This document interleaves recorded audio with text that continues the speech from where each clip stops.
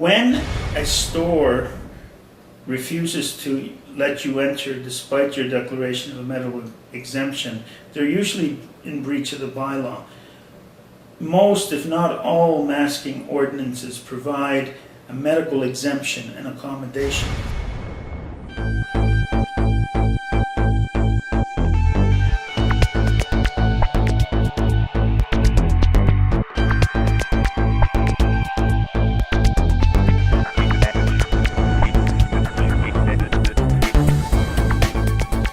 Hi, my name is Rocco Galati. I'm the Executive Director of the Constitutional Rights Center, and this second newsletter, as promised, is going to be dealing with your rights in the context of masking.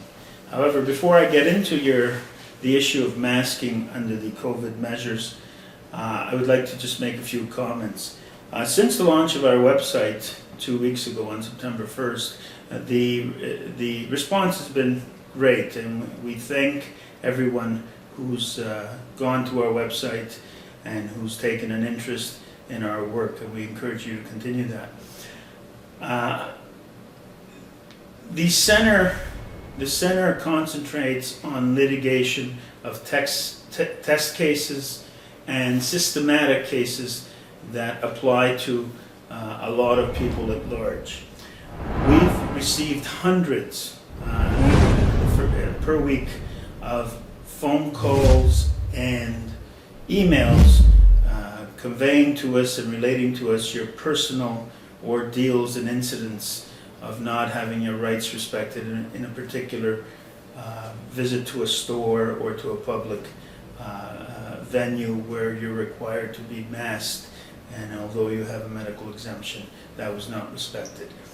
The center litigates. We do court cases. Information about your rights and conveying of information of your constitutional rights and in the context even of the COVID is conveyed through our website and through these newsletters. We cannot possibly, although we sympathize with your personal incidents and ordeals, we cannot possibly service and take individual action for each one of you.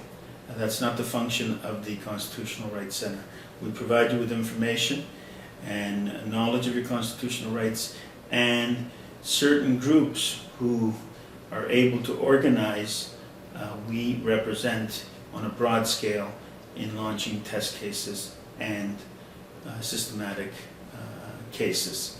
However, that's not to say we will not provide you with products in the very near future to be able to take your own steps to vindicate your rights with respect to things, with respect to the violation of your own rights in a particular circumstance. So the types of cases beyond the case that's already filed in the Ontario Superior Court that the Centre is developing and working on launching, for example, is that we're looking at filing a similar broad challenge in British Columbia. We're planning to sue school boards who've enacted restrictive measures that violate the provincial measures and do not respect the Human Rights Code. We plan to take on the medical profession and the regulatory body for illegally directing its doctors not to provide medical notes when required by their patients, and also the federal transport minister and transportation requirements of masking on federal planes, trains, and ferries where the medical exemptions are not being respected. So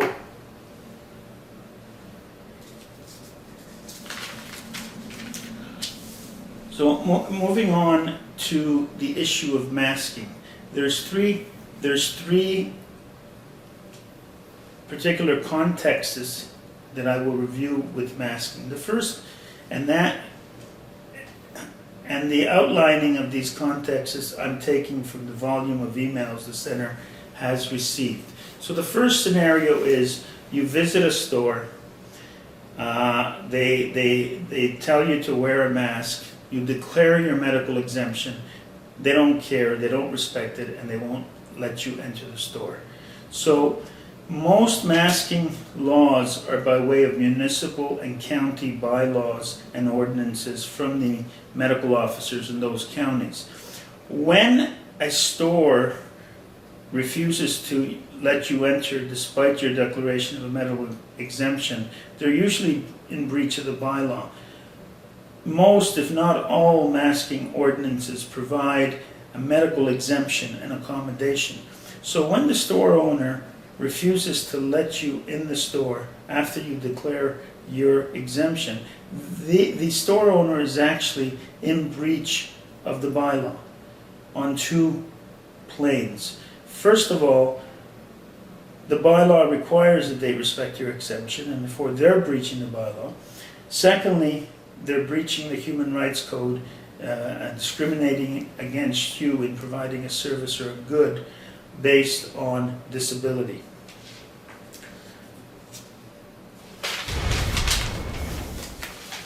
So, with respect to that scenario, the immediate recourse you have is you can phone a bylaw officer and demand that that store owner or employee get charged under the municipal bylaw in not respecting that part of the bylaw that entitles you to enter without a mask if you have a medical exemption.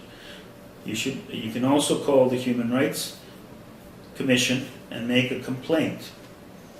Those are your two immediate remedies. If neither the bylaw officer nor the Human Rights Commission takes your complaint, you can then sue in small claims court. And I'll have more about that and more detailed information about that at the end of outlining the three scenarios of masking. The second most common query that we've had by way of email is masking in the context of employment. So your employer says to you, you got a mask. You say, I have a medical exemption. I need an accommodation. Under the Human Rights Code, the employer is required to accommodate your disability for whatever medical reason you cannot wear a mask. That means the employer has to either find your work or create an environment in which you do not need to mask to do your work. If the employer refuses to do that and fires you as a result, again, you have two remedies. One, you can make a complaint to the Human Rights Commission based on discrimination, based on disability, and you can also sue that employer in wrongful dismissal. The third area that I want to cover, in which we have also had a lot of emails and questions about, is masking with respect to the school reopening that just happened in early September. Now, education under our constitutional framework in Canada is strictly an exclusive provincial jurisdiction. The provincial government has full and exclusive jurisdiction over education.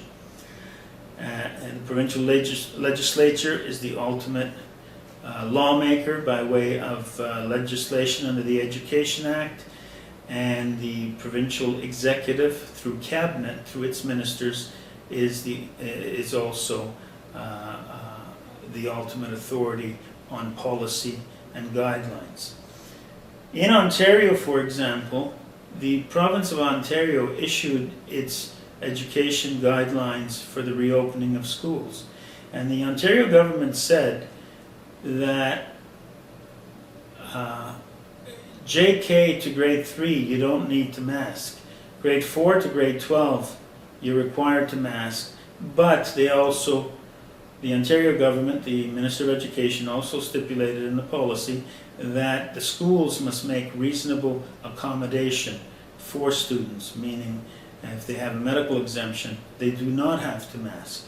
Now, past the Ministry of Education, below the Ministry of Education in Ontario, the schools are divided in different school board districts. What has happened is that in some school board districts, for instance, the Toronto Public School District Board and the Halton Public School District Board. They have actually taken what the center sees as illegal action by passing bylaws that contradict the provincial ministerial directives under the Education Act and the declared emergency. And that is, they have mandated that you need to mask if you're in JK to grade 3. And furthermore, they are not respecting medical exemptions. They're not accommodating. Even in cases where parents have produced medical notes from the student's doctor saying they need an exemption, those boards have had the audacity to leave the ultimate decision on whether the doctor's assessment of the medical condition is valid or not to the principal of the schools. That's illegal. And so we plan to sue these trustees in both school boards, as well as the individual principals of the schools who are purporting to disregard the medical assessment of the student's doctor and who purport to make mandatory masking for JK to grade 3. This is clearly unlawful in the view of the Constitutional Rights Center. So we will be taking appropriate action.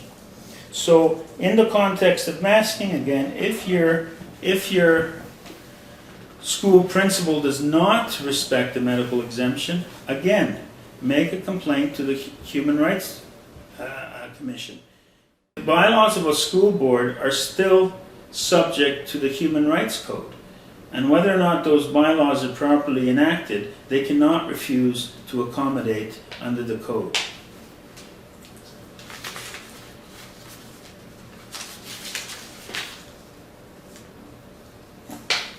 So now what I want to talk about next is the measures that I have just discussed. You will notice I did not talk about the Canadian Charter of Rights and Freedoms. The breaches of your rights under these three scenarios are a breach under the statutory framework that we're dealing with. I did not mention the charter, any charter violations, because the charter violations are the subject of the statement of claim that we filed in the Ontario Superior Court, which we will be dealing with by way of injunction on the masking issues under the charter, not under the statute, but under the charter at its basic substantive level. In the coming weeks, also with respect to the particularized masking scenarios that you through email have been relating to us, in order to provide a means by which you can vindicate and enforce your own rights in a way that's realistic and practical. We hope to develop, roll out, and make available on our website a small claims court templates for you to be able to essentially fill in blanks when encountering one of the above noted scenarios and problems where you've had difficulty negotiating your rights not to be masked if you have a medical exemption. And so it would work something like this. You go to a store, you're denied entry, you declare your medical exemption, they refuse to recognize it, you call a bylaw officer, they refuse to charge the store, you call the Human Rights Commission, and you do not get any redress from the Human Rights Commission.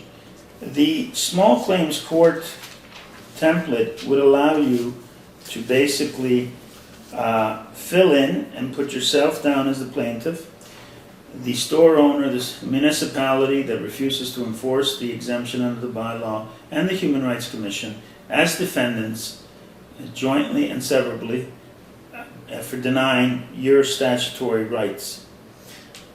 So I'm asking at this point for you in a very simple short email to convey whether or not you would be interested in this type of tool, and would be interested that we develop and mount these templates so they're made available to you. Because all this to develop, mount, and be made available takes time and resources. So I would like to know, gauging from you, whether there's an appetite for this product or not. If there is, we will develop it in the next several weeks and make it available on the website. And we can't reiterate this enough, all of this takes resources and financial support from you. So we encourage you to continue to support our center and financially contribute and donate to our center. Thank you very much. In the next newsletter, we will be talking about your constitutionally protected right to refuse any medical procedure or treatment without your informed consent. And so we will be covering and providing you information and sketching the law on your constitutionally protected right to refuse such treatment without your informed consent in the context of masking, any mandatory testing, and any mandatory vaccines if proposed. Thank you very much for your interest in the Constitutional Rights Center, and thank you very much for your support.